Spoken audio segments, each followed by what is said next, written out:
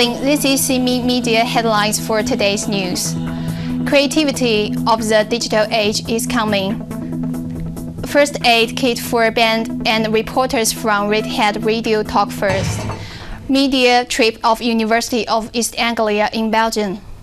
Multimania is the biggest digital professional conference in Europe. It is held in Kortrijk Expo Meeting Center every year. Over 2,000 visitors attended this year's event.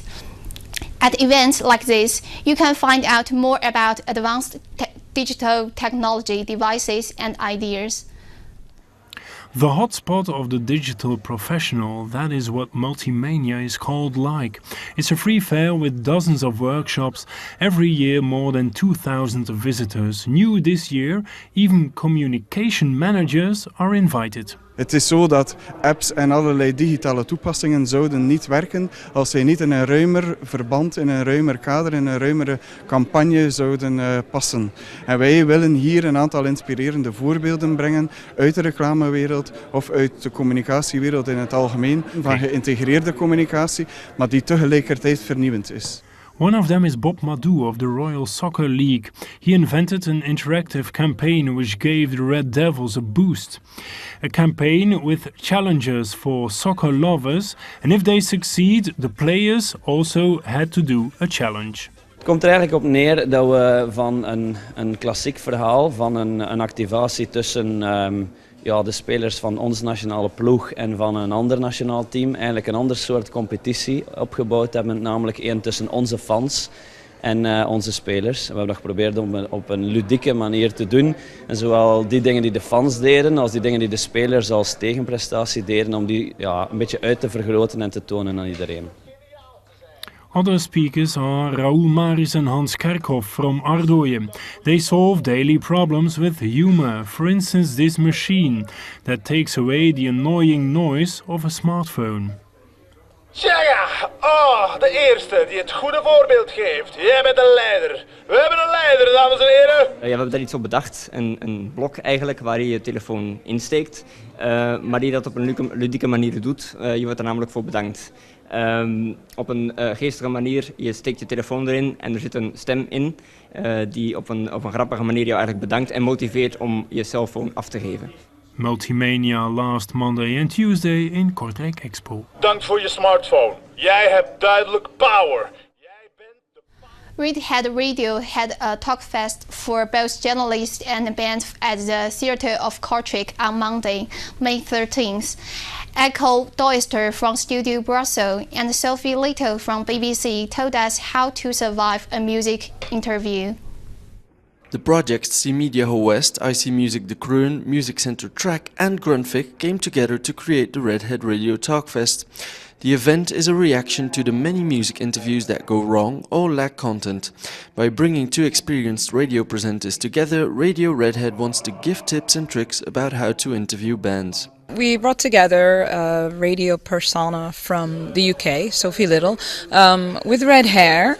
I met her a while back and she reminded me a little bit of Echo Deister, who is a radio personality here in Belgium. And I just thought these two need to come together. They have a load of experience in interviewing bands and they can give great tips on how a journalist or a wannabe journalist can get a good interview out of a band and how a band can give a good interview. Becoming a good music journalist is probably not going to happen overnight. Passion and hard work are crucial for the job. If you're a music journalist, you have to be passionate about music, you know. If you'd rather be playing video games, go and be a journalist about video games. You have to have a passion for what you're talking about and the determination and drive to put in a lot of hard work because it's not a 9-to-5 job. I think one of the most important things for me is to be well prepared, because that gives you a good base to start an interview, and that will give you the confidence and the calm that you need to go into a conversation. The goal of the event is to send students home with some new ideas on the art of music journalism.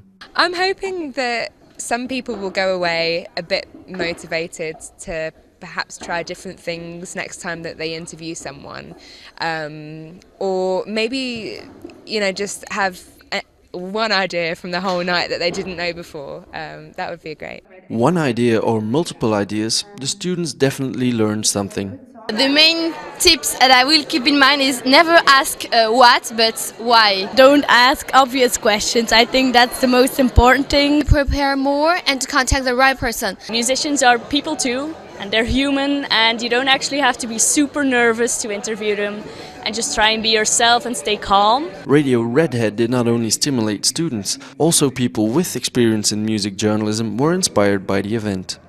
I have a program on Quindo too, so I know what it is to interview people and to interview bands. If you keep the tips in mind, I think you can go a long way with those tips. I think it's been brilliant. It's really interesting to hear professional journalists talking about what it means to interview musicians, but it's also good to hear from musicians and others in the audience about what they think it's like to be interviewed and what they're expecting from interviews.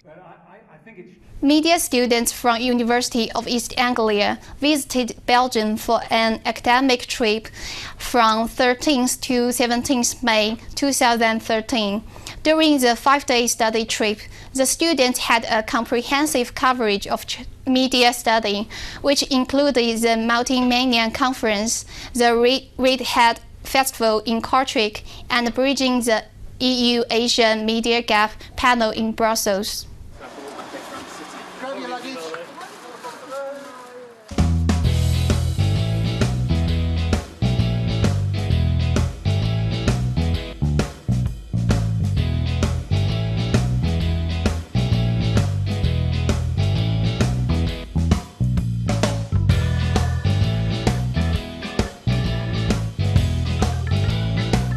Welcome to Redhead Radio Talkfest. This is all about music interviews with musicians and bands.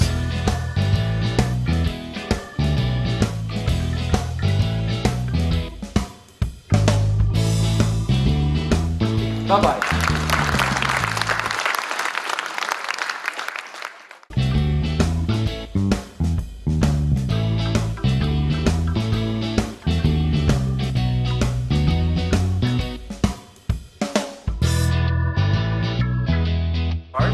Make a symbol out of that, import it into the reference panel, and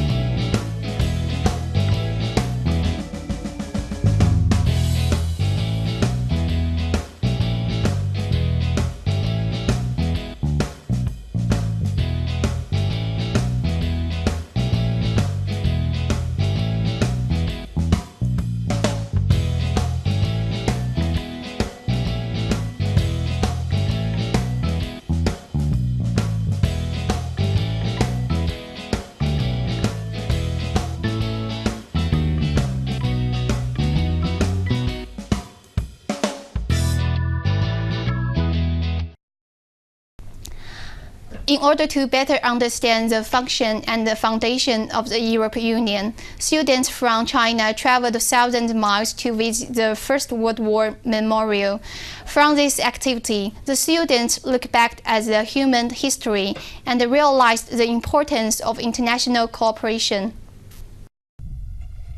Visiting students from China got their first inkling of the horrors of the First World War, which engulfed Europe, when they saw the grime and the filth of the preserved trenches at the Hill 62 Museum.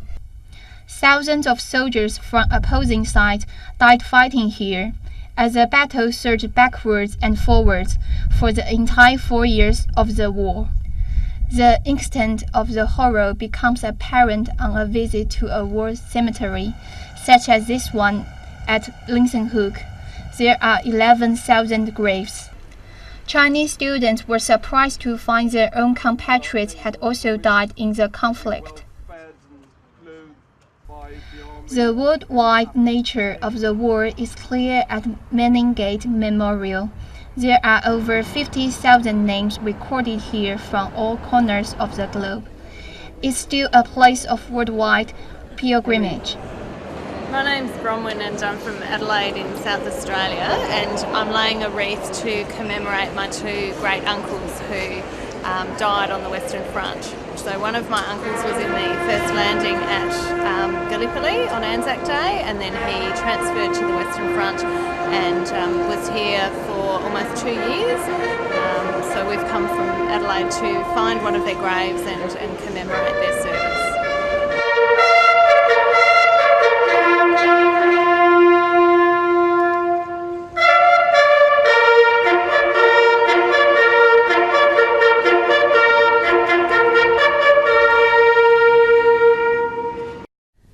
Thanks for watching today's news. For more information, please visit SeaMe.tv.